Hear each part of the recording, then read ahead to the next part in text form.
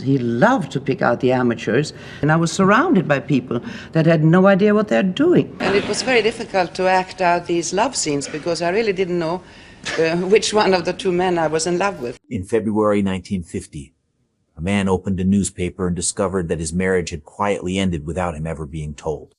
No argument. No confession.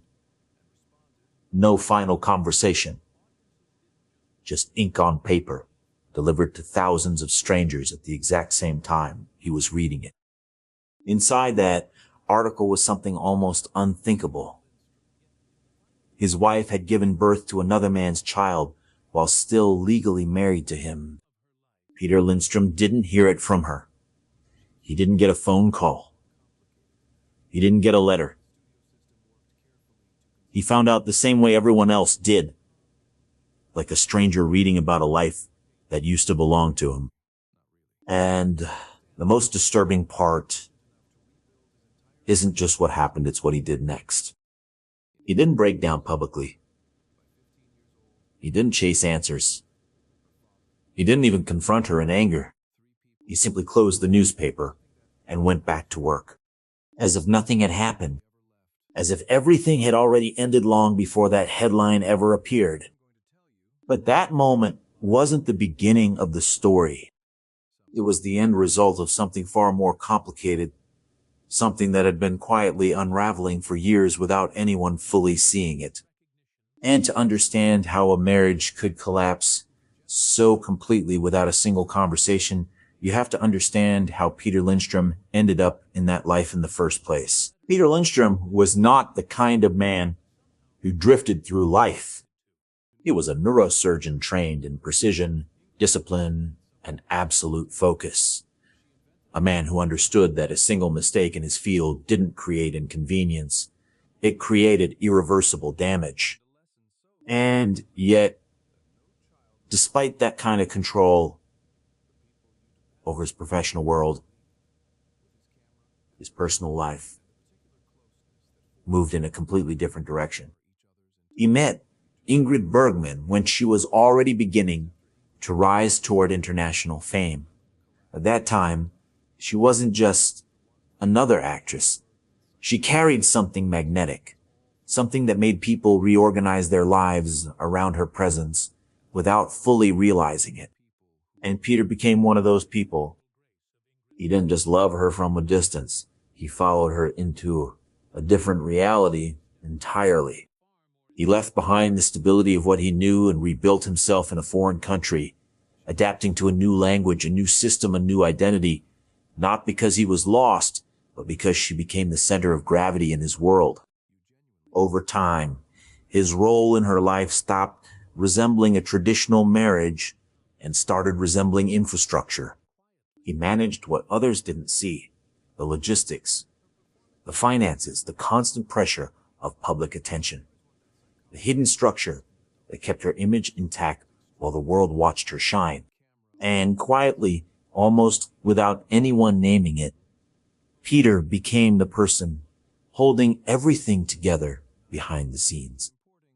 While Ingrid was becoming a global symbol of elegance and purity on screen, Peter was absorbing the weight of her off-screen reality stability, protection, maintenance. But there's something subtle that happens in relationships built like this. The more one person becomes the foundation, the more invisible they begin to feel inside the structure they're holding up. And Peter didn't seem to notice that shift happening at first.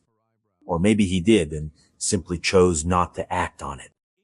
Because by the time the world saw Ingrid Bergman as a fully formed star, Peter Lindström was already fully embedded in her orbit, living a life that revolved less around mutual direction and more around sustaining something that was always moving away from him.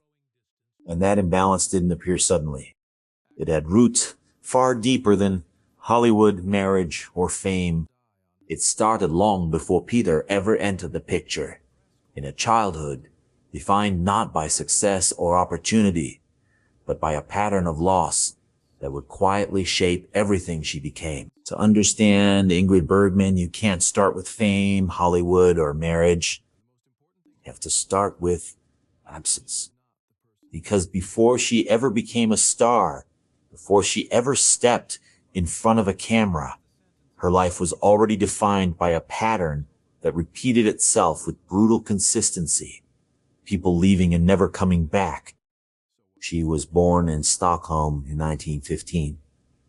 Her early life looked stable from the outside, but it was anything but permanent. Her mother died when Ingrid was only 3 years old. At an age where memory is still forming, she was already learning what it means for someone essential to simply disappear. Then came her father, the person who became her entire world. He was gentle, artistic, and deeply devoted to her. He filmed her constantly, as if trying to preserve something he already feared losing. For a while, it was just the two of them. A small universe built around one child and one parent. And then that universe collapsed too. Her father died when she was 13, so before she even reached adulthood, Ingrid Bergman had already lost both parents. 2 anchors gone before she had the chance to fully understand what stability even felt like. She was taken in by an aunt, but that safety didn't last either. Her aunt died as well, not long after Ingrid moved in with her. By her mid-teens, she had already experienced a pattern most people never encounter even once in a lifetime. Attachment followed by disappearance. Again and again. And that's where something important began to form inside her.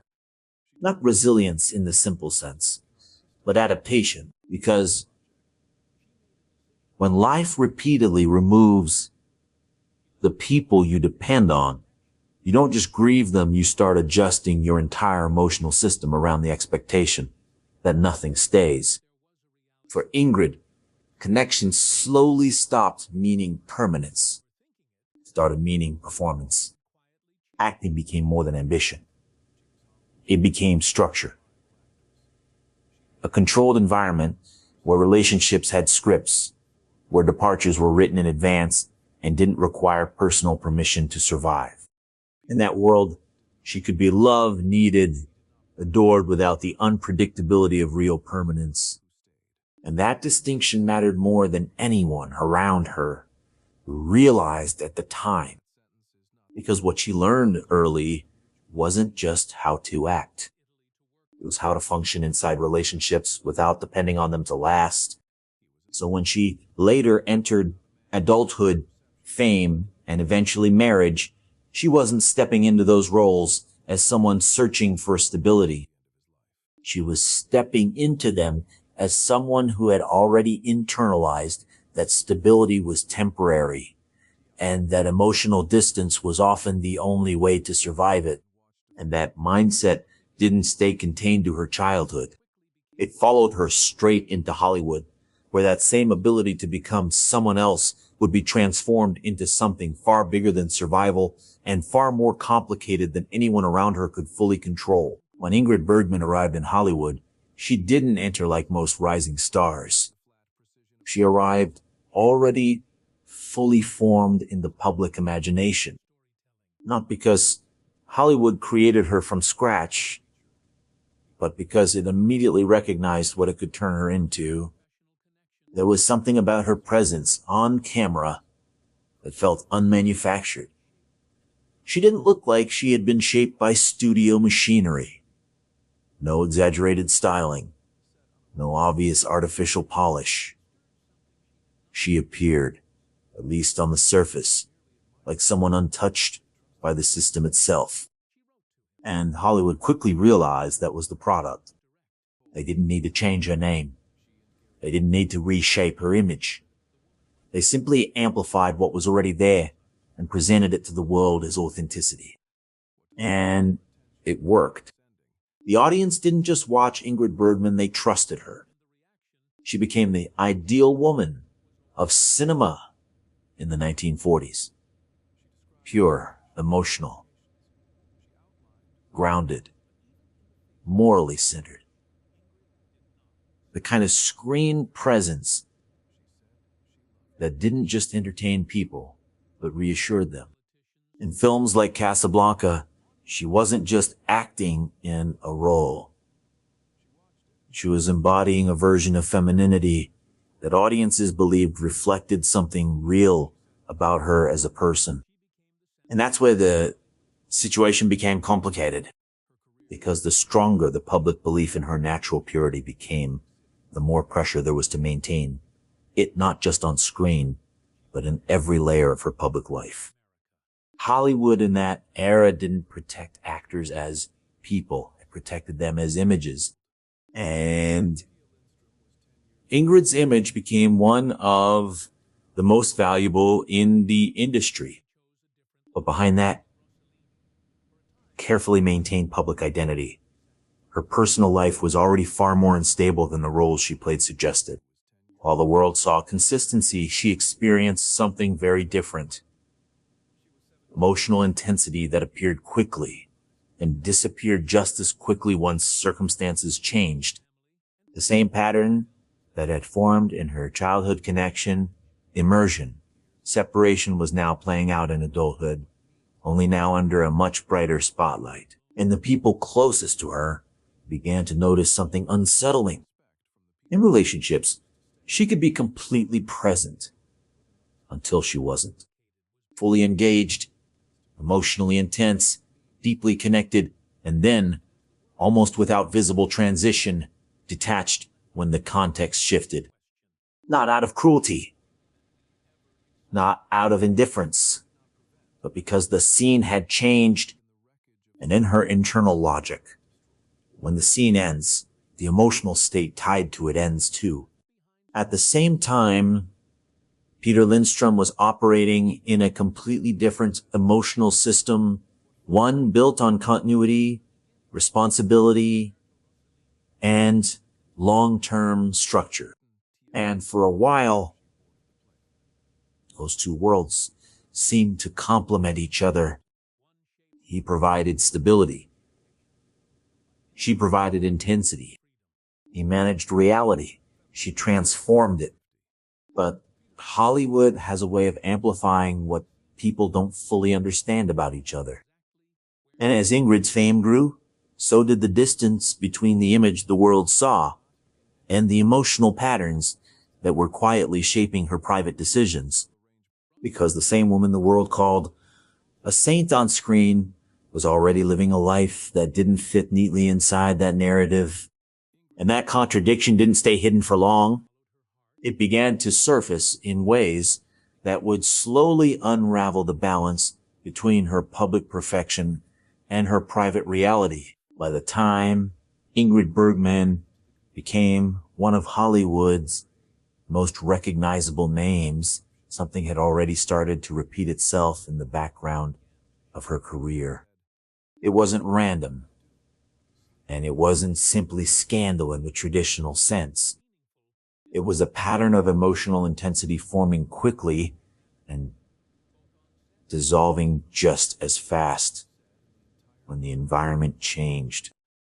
On set, she could be fully present, focused, connected, emotionally open in a way that made co-stars feel singled out, even essential. But once filming stopped, that same connection often didn't survive outside the structure that created it. One of the clearest examples came during Dr. Jekyll and Mr. Hyde, where her dynamic with Spencer Tracy became more than professional boundaries could comfortably contain. Both were married. Both were deeply embedded in existing lives. And yet, within the controlled environment of production, something shifted that didn't translate into permanence. It followed a similar pattern later during For Whom the Bell Tolls, where Gary Cooper reportedly developed a strong emotional attachment to her during filming. Cooper later described her in a way that revealed something important, not just admiration, but disorientation after the fact.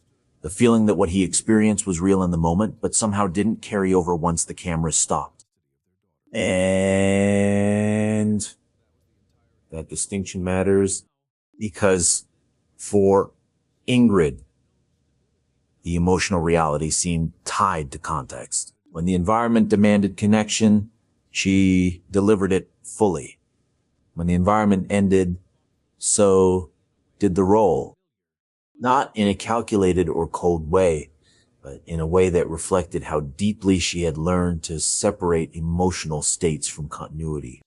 Meanwhile, Peter Lindström was increasingly aware that the world around her didn't operate in the same emotional logic he did.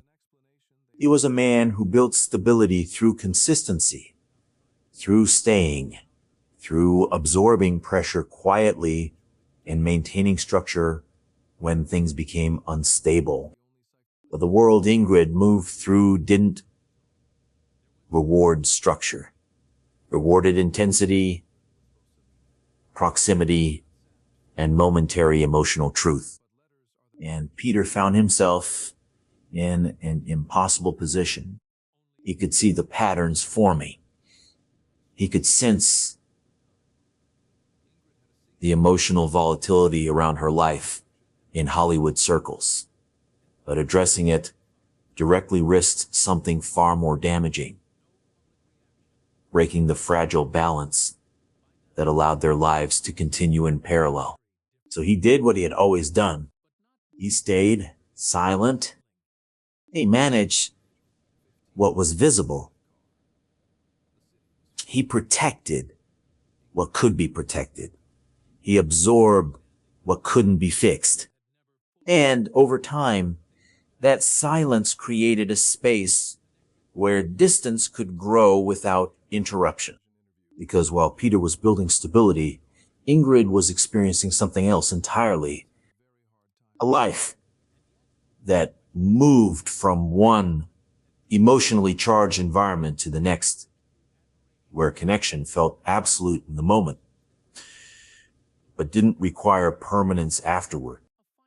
And that gap between permanence and intensity would eventually lead her toward a decision that didn't just change her marriage, but dismantled it completely. By the late 1940s, Ingrid Bergman's life was already split in two worlds. On one side, Hollywood, structured contracts, controlled image, and a marriage that at least on paper still existed. On the other, a growing internal restlessness that the system around her could no longer contain. Then she saw a film that changed the direction of everything. It was Roberto Rossellini's Stromboli Raw. Unpolished, almost the opposite of Hollywood's carefully constructed perfection. There was no glamour in it. No protective layer between emotion and reality. Just something immediate and unfiltered. And Ingrid responded to it in a way that bypassed logic entirely. She didn't just admire the work. She wrote to him. The letter wasn't vague or hesitant. It was structured, direct, almost professional in tone, at first introducing herself, her experience, what she could offer. But by the end, it shifted into something more personal, more revealing. She ended it with the only Italian phrase she knew at the time. T'amo. I love you. Sent to a married director she had never met in person. And that moment marked a shift that couldn't be undone. When she later traveled to Italy, it was framed publicly as a professional decision, artistic exploration. A smaller film, a different kind of cinema. But the reality unfolding beneath that explanation was something far more irreversible. Because once she arrived, the distance between intention and action disappeared very quickly. Rossellini met her at the airport. And from that point forward, the relationship was no longer theoretical or distant or contained within correspondence. It became immediate and public, and deeply entangled with both their existing lives. At the same time, Peter Lindström was still in Salt Lake City, still operating inside the structure of a marriage that, from his perspective, had not yet formally collapsed. He was raising their daughter, maintaining routine, holding together a life that still depended on continuity. And Ingrid from Italy framed her departure in terms that suggested it was temporary, a project, a phase, something that would resolve itself. Peter believed that, or at least he acted as if he did, because when trust has already been stretched over years of distance and silence, sometimes belief becomes less about certainty and more about necessity. But in Italy, the situation was moving faster than anyone outside could fully track. The relationship with Rossellini stopped being just professional or emotional. It became a full restructuring of her life, one that didn't include waiting for a return to the previous structure. And then came the moment that made the situation irreversible. A pregnancy occurring while she was still legally married to Peter Lindström. There was no private transition, no controlled announcement, no attempt to manage the emotional impact within the family first. Instead, the information entered the world in fragments through public channels, headlines, and distant reports reaching Peter not as a conversation, but as news. And that is where the private fracture became public collapse. Because at that point, it was no longer a matter of misunderstanding or distance. It was the complete replacement of one life structure with another, without a direct ending to the first. And the consequences of that shift would extend far beyond Italy or Hollywood. They would reshape not only Peter's marriage, but the life of the daughter left waiting in the middle of it. When everything collapsed between Ingrid Bergman and Peter Lindström, there was one person who didn't get to participate in any version of the decision. Their daughter, Pia. She was still a child when the first rupture began to form, old enough to notice absence, but too young to understand the full architecture of it. At first, like most children in that situation, she didn't interpret it as abandonment. She interpreted it as delay. Her mother was working, traveling, busy. Temporary distance always carries the suggestion of return when you're young enough to still believe in schedules and promises. But time has a way of quietly removing that illusion. In 1950, while Ingrid was in Italy building a new life with Roberto Rossellini, Pia remained in the United States with her father. And Peter Lindström didn't speak about it publicly. He didn't turn it into a story. He didn't build an emotional narrative around it. He simply became the constant presence in a situation defined by absence. That contrast shaped everything. Because while Ingrid's life was accelerating new relationships, new children, new countries, Pia's life was defined by waiting inside stability that no longer felt complete. There were letters. There were explanations. There were attempts at connection across distance. But letters are not presence. They are documentation of absence, formatted as communication. And over time, something subtle but irreversible happened. The expectation of return slowly weakened, not in a single moment, but gradually, as the pattern repeated. Promised distance, extended absence, delayed reunion. And children, more than anyone, internalize patterns faster than explanations. By the time Pia reached her teenage years, she was no longer living in anticipation of a mother returning to a stable family structure. She was living inside the consequences of a separation that had already become her normal. There is a particular kind of emotional adaptation that forms in situations like that. Not dramatic rebellion, not visible collapse, but something quieter. A need for clarity where emotional ambiguity once existed. Later in life, Pia would move toward journalism and broadcasting fields built not on emotion, but on structure, fact, and language used with precision. And whether consciously or not, that choice reflected something deeply connected to her early environment, a world where clarity had been missing and needed to be reconstructed. Meanwhile, Peter continued to do what he had always done. He maintained stability. He provided consistency. He shielded what could still be protected. And when legal separation eventually came, it wasn't accompanied by public confrontation or emotional spectacle. It was handled through lawyers, custody decisions, and formal structured processes that replaced what had already emotionally dissolved years earlier. In the end, Pia remained with her father, and Ingrid remained in Italy with the new life she had chosen.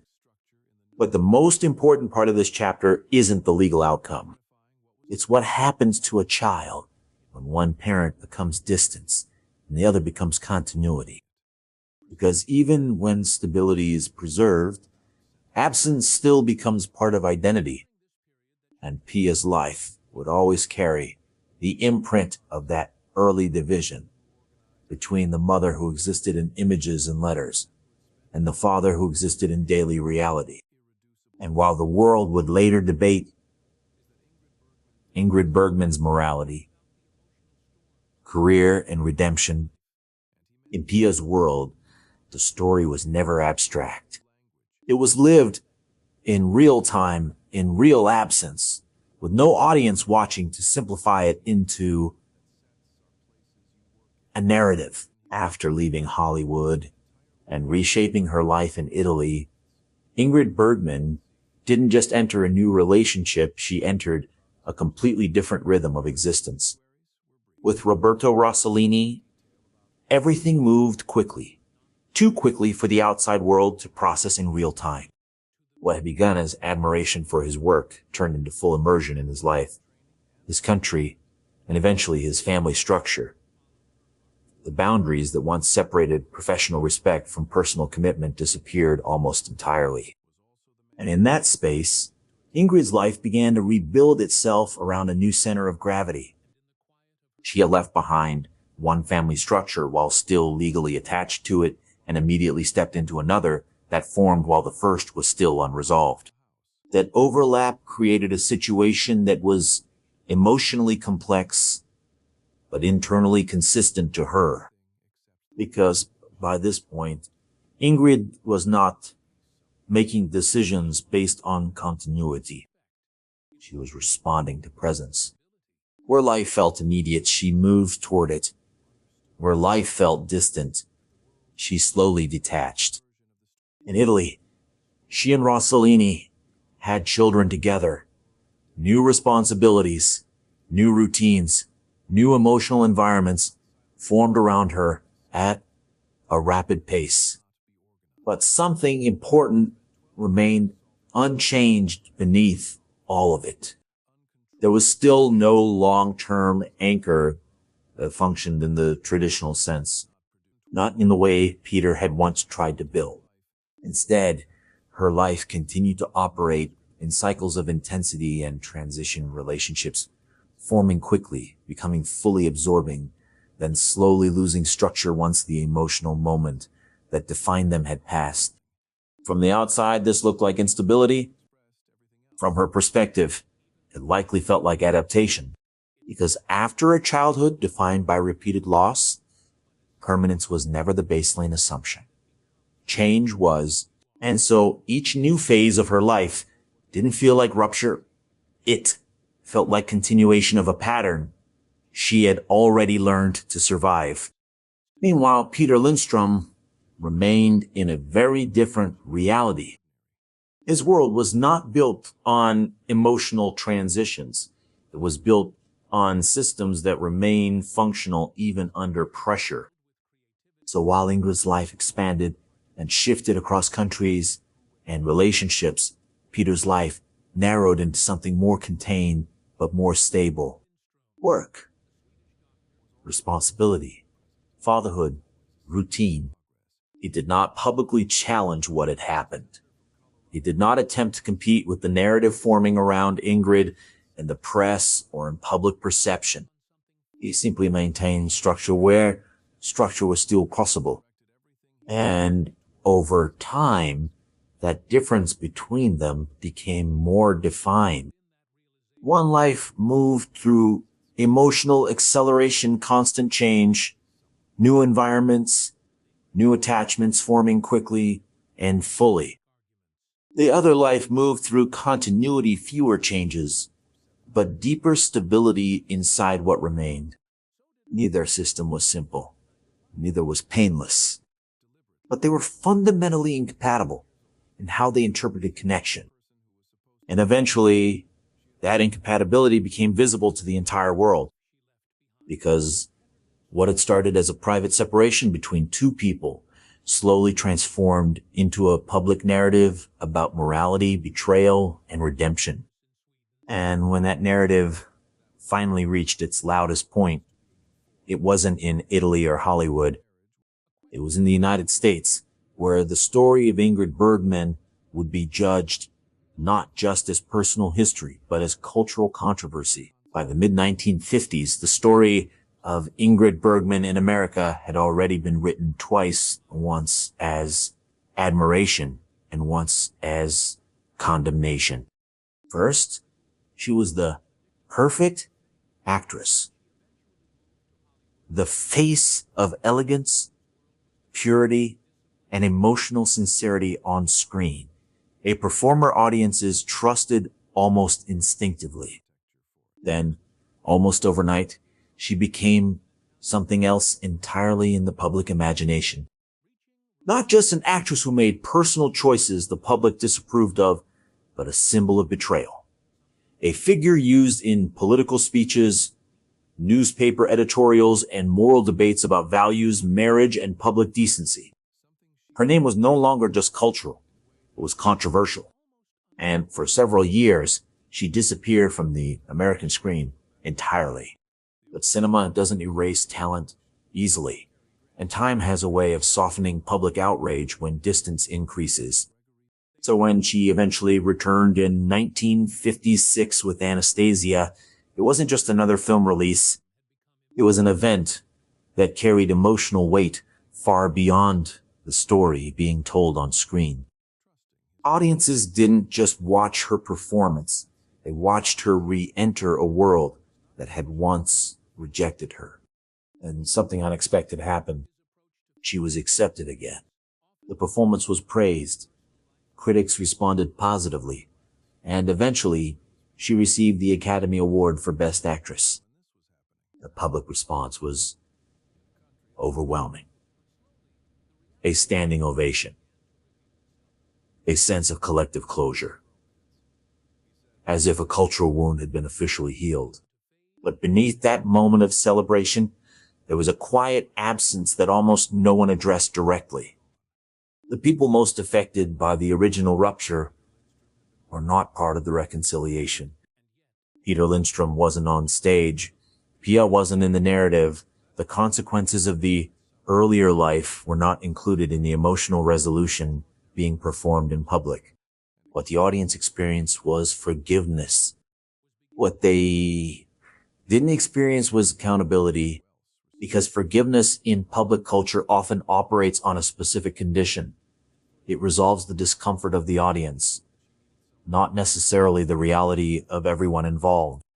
And Ingrid's return fit that structure perfectly. She had been punished in public perception. She had been removed from her career peak in Hollywood. And now she was back, older, transformed, and still undeniably talented. So the story became simple again. A fall, a distance, a return. But real life doesn't follow that structure so cleanly. Behind the headlines, Peter Lindström's life had continued without interruption from the public narrative surrounding his former wife. He didn't give speeches. He didn't participate in media reinterpretations of the past. He didn't reposition himself within the cultural conversation that had formed around her return. He remained what he had always been, structurally consistent, emotionally restrained in public, and focused on the parts of life that still required maintenance rather than interpretation. And that contrast between public redemption and private continuity is where the deeper tension of the entire story begins to sharpen. Because what the world was celebrating as closure was not closure for everyone involved. For some people, the story didn't resolve. It simply continued outside of view in a quieter form. And that quiet continuation holds the key to understanding what neither fame nor scandal fully captured about what happened between Ingrid Bergman and the life she left behind. For most of her life, Ingrid Bergman was careful about what she revealed and just as careful about what she didn't. To the public, she explained herself in fragments. Interviews, memoir passages, controlled reflections that turned a complicated life into something readable. But the full version of a person rarely survives inside public storytelling. It survives elsewhere. In private writing, in unfinished notes, in things never meant to be published at all. After her death in 1982, her family went through her personal belongings in her London apartment. What they found wasn't just a continuation of her public memoirs or a polished final statement. It was something more unfiltered, a private manuscript, pages written without the intention of shaping reputation or repairing image, pages that didn't explain her life to the world but recorded how she experienced it internally. And within that material, there were moments that stood apart from everything she had ever said publicly. Not because they were scandalous in the conventional sense, but because they were emotionally unstructured, unfinished, human in a way public statements rarely allow. One section, in particular, referenced Gregory Peck during the filming of Spellbound. In her writing, she described him not as a romantic partner in the traditional sense of narrative memory, but as a presence, someone whose stillness and intensity created a kind of emotional gravity she hadn't easily found elsewhere. It wasn't framed as a relationship with clear beginnings or endings. It was described more like an experience that stayed with her, something that remained in emotional memory long after the context that created it had disappeared. And that detail matters because it reinforces something that appears repeatedly throughout her life across different people and different periods. Her strongest emotional connections often existed inside specific environments, film sets, creative spaces, moments of intensity where identity became flexible and heightened. But those connections did not always translate into permanence outside those environments. In that private manuscript, there is no attempt to reconcile this pattern into a moral explanation. No attempt to assign blame. No attempt to simplify. Just observation. Memory recorded without external justification. And that contrast between public explanation and private recording is where a deeper truth about her becomes visible. In public, she was often framed through narratives of morality. Saint, fallen woman, redeemed icon. In private, she appears more like something else entirely. Not a symbol, but a person trying to make sense of how emotional experience shifts depending on context, presence, and environment. Meanwhile, the other side of the story, Peter Lindström's internal experience, remains almost entirely undocumented in comparison. No dramatic memoir, no public reinterpretation, no competing narrative placed into the cultural record with equal visibility. Just silence, structure, and continuation of life outside the frame of public fascination. And that imbalance is important because it means that when we reconstruct this story today, we are not looking at two equally voiced perspectives. We are looking at one life extensively documented through fame and reflection, and another life recorded mostly through absence, restraint, and what was not said. And the final chapter of this story is not about what was revealed after death. It's about what remained consistent while everything else changed around it. In the end, the story of Ingrid Bergman and Peter Lindström is not a simple tale of betrayal, nor is it a clean story of redemption. It's something more uncomfortable than that. It's a collision between two completely different ways of understanding human connection.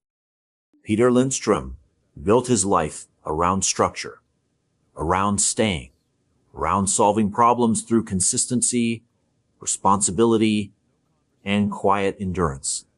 As a neurosurgeon, he lived in a world where damage was identifiable and repairable, where precision could restore order.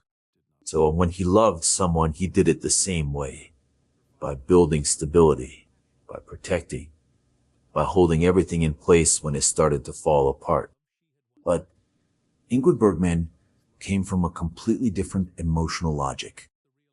Her early life taught her that attachment doesn't guarantee permanence, that people leave, that loss repeats itself without warning.